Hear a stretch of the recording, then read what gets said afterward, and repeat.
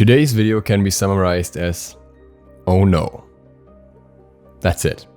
So something bad happened surrounding Hi-Rez, and in this case I can't even say that it's directly just Hi-Rez problem what they did there, or that it's purely on Hi-Rez, but rather it's a very unfortunate combination of circumstances that come together and are bad for all parties involved. So in case you were not aware yet, the changes to the Smite Pro League and everything that happens surrounding that league were announced recently by Hi-Rez, and some good things are in that, some things stay the same, and some bad things are in that. For example, the teams will continue to stay in Atlanta and they will play most of their games on LAN after having settled in America already. That's definitely for the best. Also, coaches will be required for teams and will get a minimum salary as well, which is very good in my opinion, finally recognizing coaches as an important part of the team. But on the other hand, the number of teams is reduced from 10 to 8, so effectively less people are getting paid as well.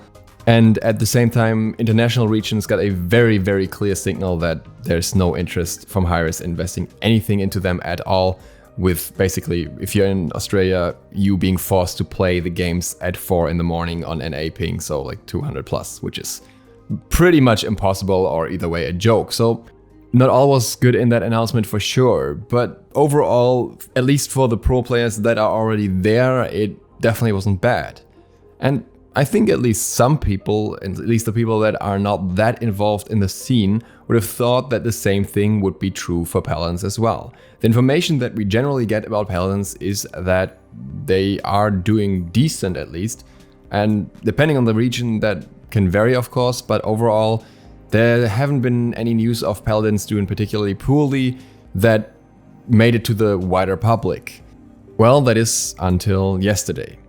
Paladins pro player, or no, ex-pro player Dethroner made a tweet longer basically describing Hi-Rez plans for 2020. And these plans were not publicly announced yet, they were not official yet in that sense, but the pro players were told about them so they could prepare accordingly and could possibly adjust their lives around that. Now, Dethroner was most certainly not supposed to leak this information at this point, and he has been criticized for that as well. At the same time, the information seems to very much be true based on some other posts that we'll look at as well.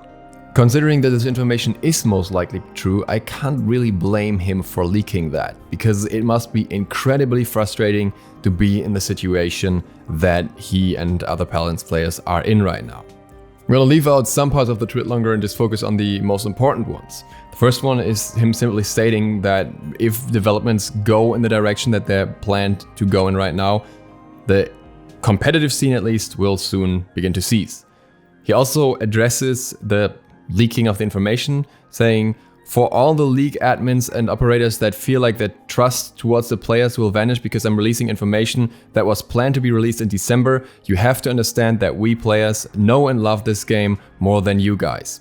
It's maybe debatable, but at least they love it a lot, at least they're passionate about it. When something you love is getting stripped away from you, you can't expect us to be quiet about the situation. And seeing the points, I can understand that myself as well. The LAN league that we have in Smite right now will no longer be happening in Paladins, but it was happening last year.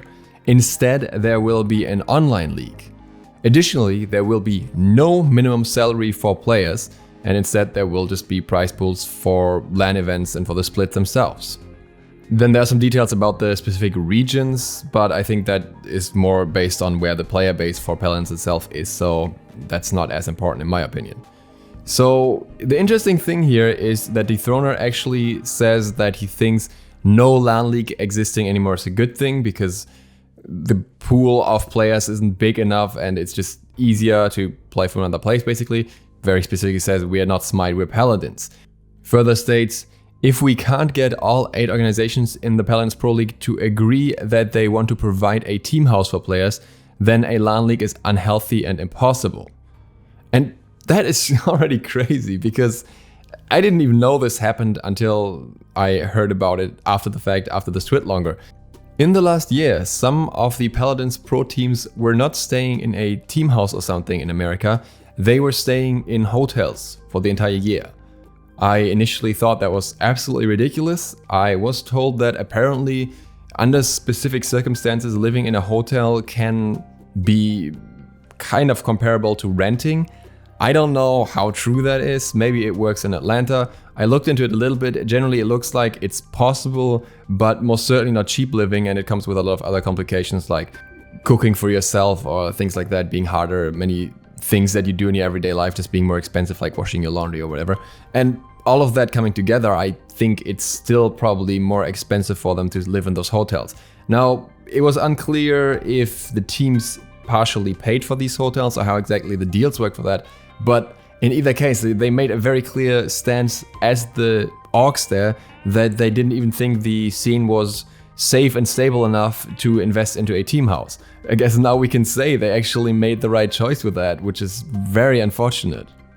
And it's even more unfortunate in my opinion for the teams that did invest into team houses. I guess they were just renting, but still you have this entire commitment of moving the teams over there, and the players themselves that move their entire life over there, and then after 1 year it's like, oh yeah, you're not getting paid anymore and you don't have any reason to stay here.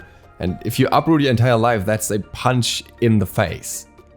Going from a minimum salary to no salary at all with no warning at all for it, it's just very, very questionable in my eyes as a decision for the scene as a whole. Not even all pro games would be broadcast any longer, only the best games, meaning the potential to get sponsors or even get orgs into Paladins, would also be significantly lower. In other words, the signals are very clear and it's very much going towards we don't really need the pro scene, want the pro scene or whatever. And again, this information was basically confirmed by another pro player, CusQT, who made a meme saying hashtag you were friendzoned when this info was released, and the info being about Smite. So basically clarifying that Smite has it much better off than Paladins right now. He also further implies that he could apply for the Paladins equivalent of the Olympians, because that's something that you can only do if you're not a pro player. Now Pixie Kitty, who used to work for HiRez directly and I'm pretty sure still has decent connections within the Paladin scene, got into a bit of a fight about the whole topic. But in the context of that fight, she also let some information shine through about the current situation of Paladins. She wrote, "You need to understand that sponsors and investors have to have faith in the product and the company to where they can profit from it. Paladins is not one of those products. Hi-Rez has been the guinea pig for most investors such as Facebook and Mixer. Also, Paladins was never fully profitable. Smite paid the bills. Mixer and Facebook money funded the esports area mainly. Mixer's out of the picture now. Not saying all decisions are best, just saying those were the decisions. You either understand those are the only options left or move on to bigger fish." She then also repeated in multiple tweets that Paladins doesn't really have a future. And one of the players of Ninjas in Pyjamas, who actually won Paladins 2019 World Championship, Digdog, I hope that's how you say it, also said they're not going to change anything, the game isn't profitable for esports, unlucky. So overall, it's a very, very clear message here. Paladins doesn't have enough money to fund their own competitive players, and they're basically pulling out everything. We've seen this with the Smite International scene in the past, and this is kind of the same path, only that they're a bit more clear about it, which I guess is a good thing in a way. The Mixer funding seems to have played a major role here, and unlike Smite, it seems like Paladins is not able to stand on its own feet without that. I think it sends a very sad message, because I always thought that Paladins kind of had its niche next to Overwatch as kind of the free version of that. And apparently that wasn't enough, or isn't enough. I don't know how the casual scene is, how the non-competitive health of the game is. The Steam charts look alright, they don't look crazy good, but they don't look like the game is completely dead. But then again, it has been on a consistent decline, and as far as I know, all the Paladins players are on Steam, except for the ones on console, whereas in Smite they're split between that and the old launcher, which makes it a lot harder to tell how many players there are actually that are active.